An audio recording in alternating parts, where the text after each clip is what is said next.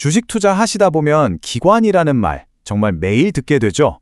뉴스를 틀면 항상 나오는데 사실 그 정체는 좀 희미합니다. 그래서 오늘은 이 시장의 숨은 플레이어들, 기관의 정체를 속 시원하게 파헤쳐보려고 합니다. 이걸 알고 나면 시장을 보는 눈이 완전히 달라지실 겁니다. 오늘 기관이 순매수하며 지수를 끌어올렸습니다. 이런 앵커 멘트 너무 익숙하죠? 근데요, 여기서 말하는 기관은 그냥 한 팀이 아닙니다. HTS나 MTS를 켜보면 투신, 사모펀드, 금융투자, 연기금, 이름도 엄청 다양하잖아요. 이 복잡한 이름들 뒤에 숨은 진짜 선수들? 과연 누구일까요? 이들의 정체랑 투자 스타일을 딱 이해하는 순간 매일 무심코 넘기던 투자자 동향 데이터가 완전히 다르게 보이기 시작할 겁니다. 이건 그냥 숫자가 아니라 시장의 거대한 흐름과 전략을 읽을 수 있는 일종의 지도가 되는 거죠. 자, 그럼 첫 번째 플레이어부터 바로 만나보겠습니다. 첫 번째 주자는 바로 은행과 증권사입니다. 우리한테 가장 친숙한 금융회사들이죠. 하지만 주식시장에서 이들의 진짜 역할은요, 우리가 아는 것 그 이상입니다. 보이는 게 전부가 아니에요. 먼저 은행은 아주 간단합니다. 핵심 업무는 예금 받고 대출해주는 거, 즉 예대 마진으로 돈을 버는 곳이죠.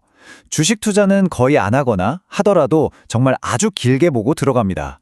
반면에 증권사는요, 우리 개인 투자자들이 주식시장으로 들어가는 유일한 문이라고 할 수 있습니다. 모든 거래는 바로 이 증권사를 통해서 이루어지니까요. 그런데 증권사가 단순히 우리 주문만 대신 내주는 게 아닙니다. 아주 중요한 역할을 하나 더 하는데요. 바로 이 풀업 트레이딩이라는 겁니다. 쉽게 말해서 고객 돈이 아니라 자기네 회사 돈으로 직접 주식 투자를 해서 수익을 내는 거죠. 투자자 동향표를 볼 때 이들의 움직임은 금융투자라는 이름으로 찍힙니다. 이 풀업 트레이더들의 실력은요, 정말 상상을 초월합니다. 실제로 어떤 트레이더는 딱 3년 만에 무려 60억 원을 벌고 유유히 은퇴했다는 전설 같은 일화도 있죠. 그러니까 대한민국 최고의 단타 고수들이 바로 이 금융투자의 주체라고 생각하시면 됩니다. 이 사람들의 가장 큰 무기가 뭔지 아세요? 바로 수수료 제로입니다.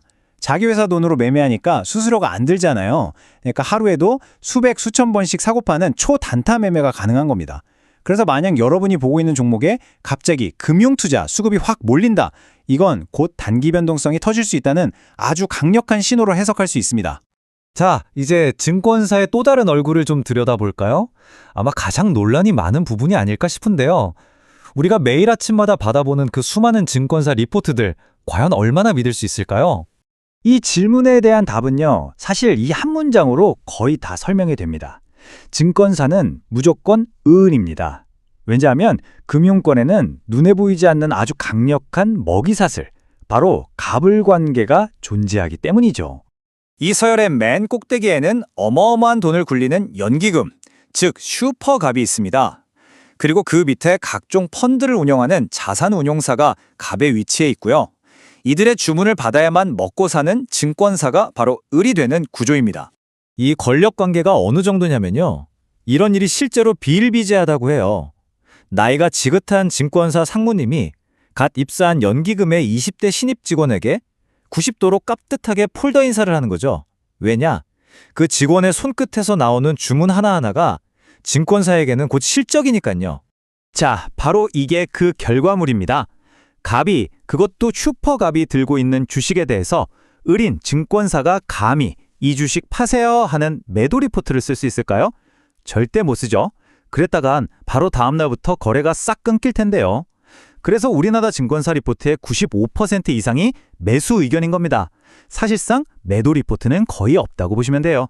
그럼 이제 서열의 위쪽으로 한번 올라가 보죠. 시장의 진짜 큰 손, 우리가 그 흐름을 반드시 읽어야 하는 스마트 머니라고 불리는 이들, 바로 운용사와 연기금입니다. 자산운용사, 이름 그대로입니다. 다른 사람들의 자산을 맡아서 전문적으로 운용해주는 회사죠. 우리가 흔히 가입하는 그 펀드를 만드는 곳이 바로 여기입니다. 이 펀드는 크게 두 종류로 나뉘는데요. 여러 사람에게 공개적으로 판매하는 공모펀드, 그리고 소수의 정예 투자자들에게만 비공개로 파는 사모펀드가 있습니다. 투자자 동향표를 볼 때 이게 중요합니다. 50명 이상 다수에게 파는 대중적인 공모펀드의 움직임은 투신이라고 표시되고요. 소수 정예의 자금을 모은 사모펀드는 사모펀드라고 그대로 표시됩니다. 이 두 주체는 보통 철저한 기업 분석을 바탕으로 중장기적인 관점에서 가치 투자를 하는 전문가 집단이라고 할 수 있습니다. 드디어 나왔습니다. 최상위 포식자, 연기금 등입니다. 여기에는 우리 모두가 아는 국민연금뿐만 아니라 각종 공제회, 우체국 자금까지 다 포함되어 이들의 가장 큰 특징은요, 운용하는 돈의 규모가 정말 막대하기 때문에 한번 방향을 정하면, 예를 들어 사기 시작하면 며칠이고 몇 주고 꾸준히 산다는 겁니다.